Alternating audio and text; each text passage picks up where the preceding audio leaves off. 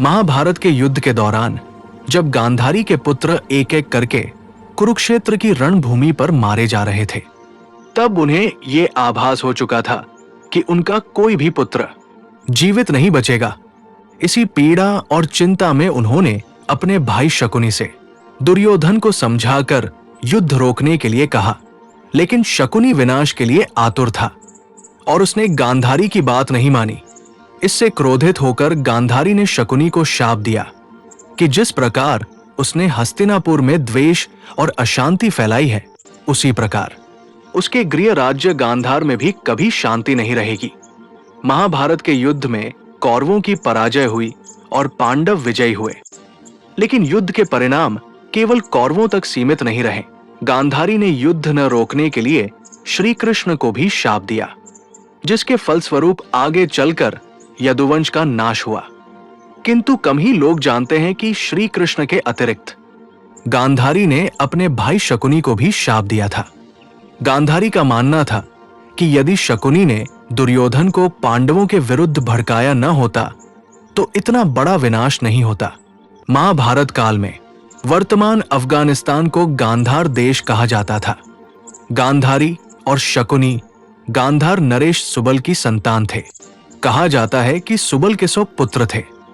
जब गांधारी विवाह योग्य हुई तो ज्योतिषियों ने भविष्यवाणी की कि वो विधवा होंगी। इस दोष से मुक्ति के लिए उनका विवाह पहले एक बकरे से कराया गया और फिर उसकी बलि दी गई। इसी घटना को लेकर गांधारी के बारे में अफवाह फैली कि उनका विवाह होते ही पति की मृत्यु हो गई।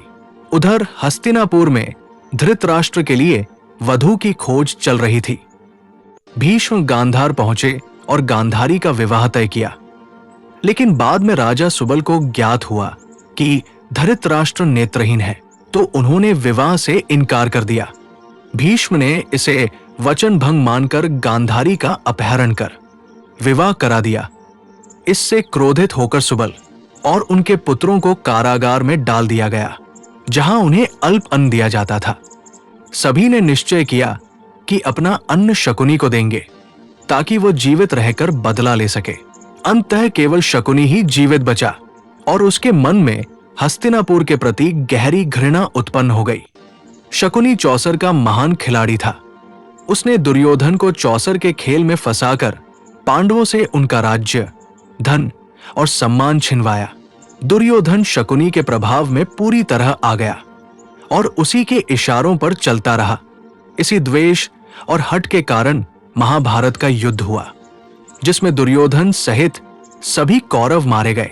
जब गांधारी ने अपने 100 पुत्रों को खो दिया तो वे शोक और क्रोध से भर उठीं।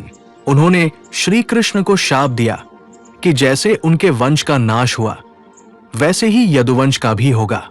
इससे पूर्व उन्होंने शकुनी को भी शाप दिया था कि उसके राज्य गांधार में सदा युद्ध, अशांति और गृह कलह रहेगा। मान्यता है कि इसी शाप के कारण गांधार अर्थात आज का अफगानिस्तान सदैव संघर्ष और अशांति से ग्रस्त रहा है। कुछ पौराणिक कथाएं ये भी कहती है कि शकुनी ने अपने मृत भाइयों की मृत्यु का प्रतिशोध भीष्म और धृतराष्ट्र से हस्तिनापुर को विनाश की ओर ले जाकर पूरा किया।